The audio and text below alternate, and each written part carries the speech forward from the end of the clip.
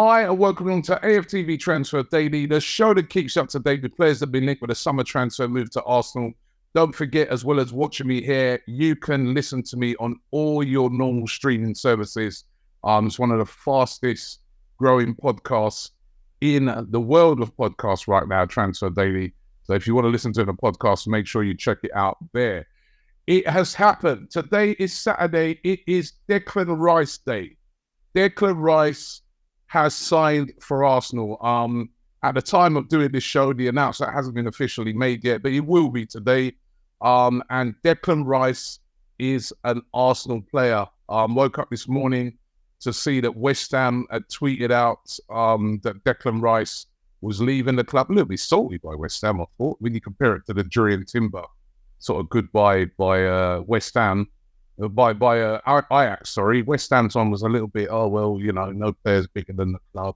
No, that's true, but, it could have been a little bit more classier in their send-off. But listen, he's been a great servant for West Ham, and now he is an Arsenal player, and he also tweeted out his farewells and goodbyes to West Ham.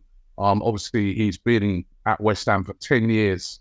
West Ham has been a massive part of his life, and he's really left them on a high by winning, the Conference League trophy with them and as the captain. But he is no longer a West Ham player, and it's Declan Rice Day. The day has happened.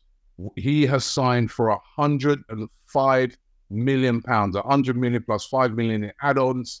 He has become Arsenal's most expensive player of all time. He has become the most expensive English player of all time, beating the previous amount, which was for Jack Grealish. It's incredible. It's incredible. A lot of us didn't think that we were going to see this day. Remember, there was a lot of people saying it wasn't going to happen. When Manchester City, I just want you to cast your minds back because, he's dragged on for so long that maybe we've forgotten the whole process of this, that right at the start of the transfer window, Declan Rice was being linked with Arsenal. As a matter of fact, I was told it in January. I was told by one of my little sources, right, that Arsenal's number one target in the summer is going to be Declan Rice. And I was like, yeah, that's going to be expensive though. And he goes, listen, Robbie, they're going to do it. So right from the start of the window, I felt very confident that this deal would get done. I was told that Arsenal are not rushing things because they've got an agreement in place with the player. So that's why they came in with bids under the 100 million because, they knew that Declan Rice very strongly wanted to join Arsenal. So why go in with, the highest bid right at the beginning? But then things changed a bit because Manchester City came into the fold. And immediately, as soon as Manchester City came into the fold, not everybody, but a lot of people thought that was it. Arsenal are not going to get this deal done. He's going to Man City. Remember, Gundogan moved on and City came in. They matched Arsenal's bid at the time.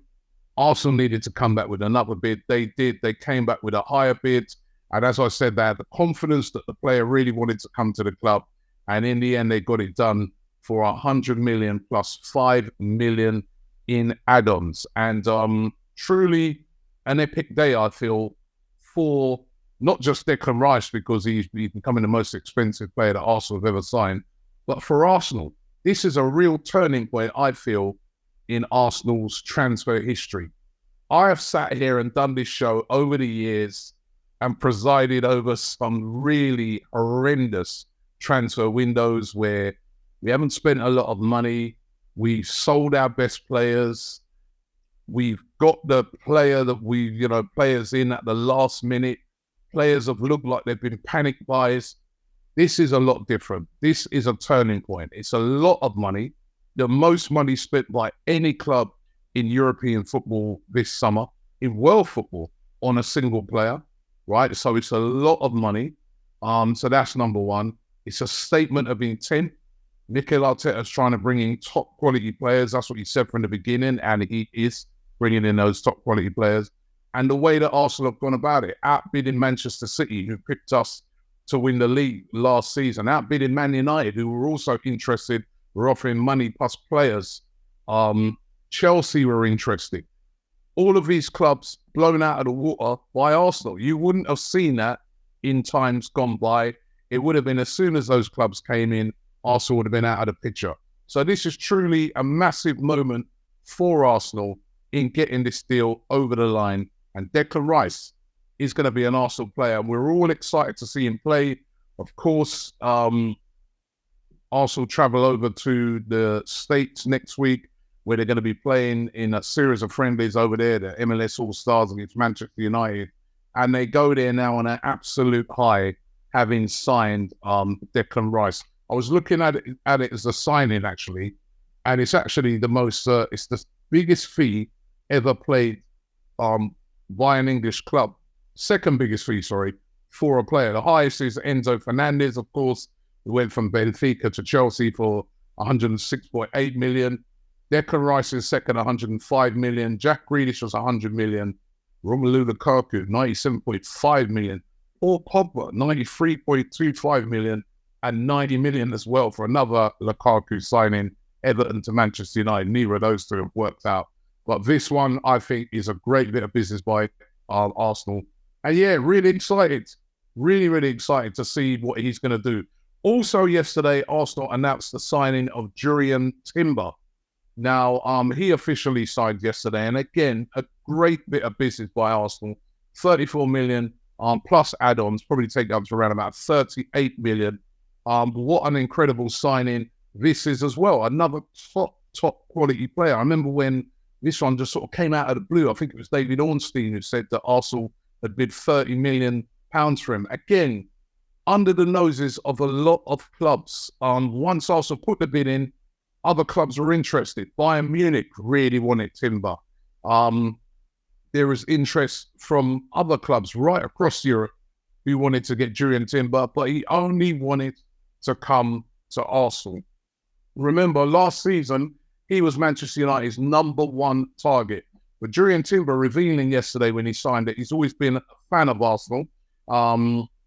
This is what he said. He said, I've always been a fan of Arsenal, which stemmed from my brother's love for the club. They were always Arsenal fans. I just love seeing Arsenal play. They have big players, the way they play, the style. I just love the club. That's what he said. And now he is an Arsenal player. Really, really classy sort of send-off video by Ajax for Timber. But what are we getting in Jurrien Timber? We're getting a top quality player. I was looking at some of his stats for last season. We already know that he's a very, very versatile player who can play centre-back. He can play sort of right of a back three. That's what he plays when he's playing for the Netherlands. He can play as a right back as well. I mean, a really, really versatile player. And I was looking at his stats, as I said, for last season, courtesy of Football Daily. Successful passes in the Eredivisie, he was first. Successful forward passes, he was first. Pass accuracy, 91%, first in that. Progressive carries, he was first in that. And carry progress meters, he was first in that. So you're seeing a player there of top quality that Arsenal have brought in, and he now also is an Arsenal player and as well will be over there for pre-season. And getting these players in early for pre-season is so important. So great bit of business by Arsenal. I think a lot of people that were slagging off Edu and slagging off Arteta when it looked like, Man City were coming in to get Rice, they need to own a bit of an apology. They need to just say, listen, salute him and say, listen, he's done a great bit of business here. Well done to that team that have got these 2 deals over the line. Congratulations. This is big. So well done to them. But what else is coming? Because it quickly turns to what else. It's like, all right, well done, thanks, you've done that. Cheers.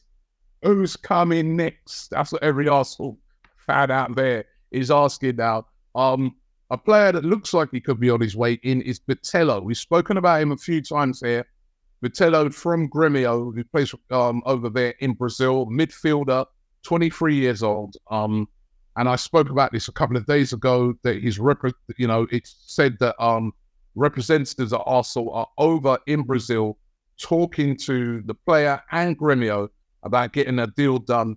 Probably going to be costing about £8.5 million. So not a lot of money, but yeah, it looks like this Bitello could potentially be a deal that gets done by Arsenal. Now, I was thinking about this one. I mean, obviously, we've seen over the years Arsenal, you know, the signing of Martinelli's the legendary one where signed for only 6.5 million, probably worth about 100 million now. But then I was thinking, would Bitello come in and be a star at Arsenal? Or is this a sort of signing, if we do make this, that will be a player that will sort of, you know, I don't know, go out on loan or play with reserves, like sort of what we did with Marquinhos, you know what I mean? He played a little bit part last year, went out on loan to Norwich, probably will go out on loan again this year. But I think it's a little bit different with Bitello because he's 23. I mean, Marquinhos is just a kid, you know what I mean? He's a teenager. But Bitello is 23. So surely, if Arsenal do sign him, they're signing him to come in now and play a big part at the club. So let's see how that one develops out.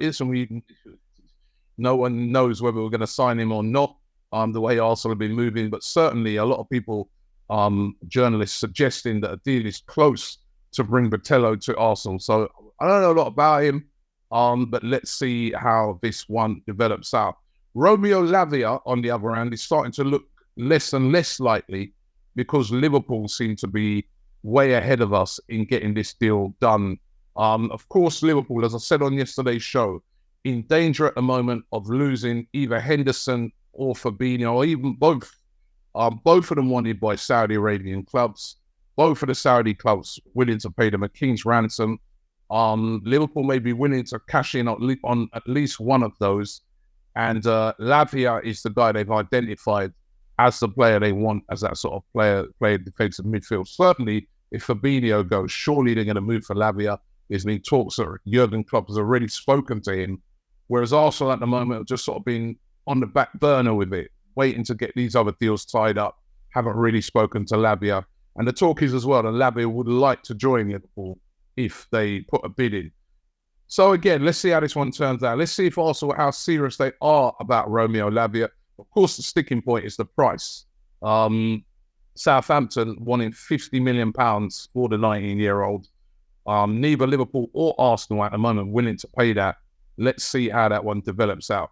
And Tchouameni of Real Madrid, who's been linked as well with Arsenal, Defensa Central, who sort of first broke the story linking Arsenal with Real Madrid, claimed that an approach by Arsenal has been turned down. They also claimed that other teams have approached Real Madrid as well about the availability of Tchouameni, but Real Madrid not wanting to sell Tchouameni at the moment. However, as we've been saying right throughout with this one, it could all change depending on what happens with the Mbappe situation. Mbappe stays at PSG. I don't think there's going to be any way they're going to sell Tchouameni. If Mbappe does leave PSG and then, you know, Real Madrid have to pay a fee for him, they may have to sacrifice a player, and it could be Tchouameni, who's been a bit of a big part player for them so far, and then maybe Arsenal could then come into play. But that's why the transfer window is going to be intriguing from now down to the end, because there's more twists and turns in this market. And that's why Arteta was saying the other day, when asked about transfers, that listen, Arsenal are not done yet, and we're on the alert for, you know, talent or players that become available. This is just a sort of situation that could be what he's talking about when he says they're on the alert. So plenty more to be done, plenty more to happen in the transfer market for Arsenal, but off to an incredible start. 3 main targets in early. Havertz, that was Arteta's man, got him in early. Saw him doing a pre-season the other night. Now Declan Rice and Jurriën Timber, both going to play, all 3 of those will play a full pre-season, which is great. Looking good so far in the transfer window, but who's next? Listen, thanks for watching the show today. Don't forget to look out for our video today, our welcome to Arsenal, Declan Rice, and it's an unbelievable video. Cecil's done it again. Did you see his Jurriën Timber one? The comments in there were absolutely brilliant. So check that out if you haven't seen it. But listen, fantastic day. It's Declan Rice Day. Thanks for watching, and I'll see you tomorrow. Shop for AFTV merch at shop.aftv.co.uk. Subscribe to us on YouTube. Follow us on Instagram, Facebook, Twitter, TikTok, Snapchat, and Twitch. We've got content for every platform, so check it out.